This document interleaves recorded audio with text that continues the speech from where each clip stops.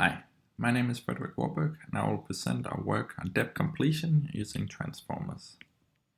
Depth completion is the task of predicting a dense depth map given an image and an initial depth map.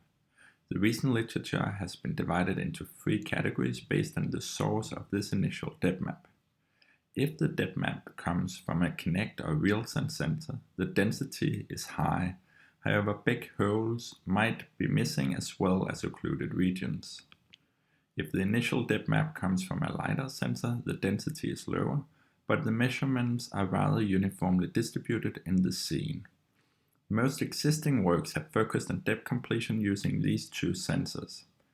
However, the initial depth map can also come from running a SLAM system. In this case, the depth density is very low, typically less than 0.1% of the pixels in the image.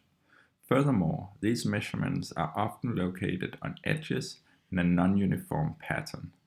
We focus on this setting in our work. We highlight that CNNs do not work well when the data is so sparse and non-uniformly distributed. In this work, we explore if transformers are better suited for this setting. Given some deep image features, we first flatten the features. We backproject the 3D landmarks onto the features, extract features for each 3D point, which we then flatten. We can now compute an attention map between these features. This gives the similarity between each pixel in the image and each of the sparse features. If we then multiply by the depth of the sparse features, we end up with a dense depth map. Thus, the attention map can be viewed as an interpolation mechanism.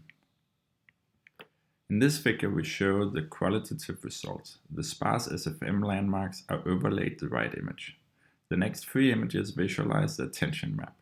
We see that based on the density of the SFM landmarks, the transformer can interpolate across larger regions.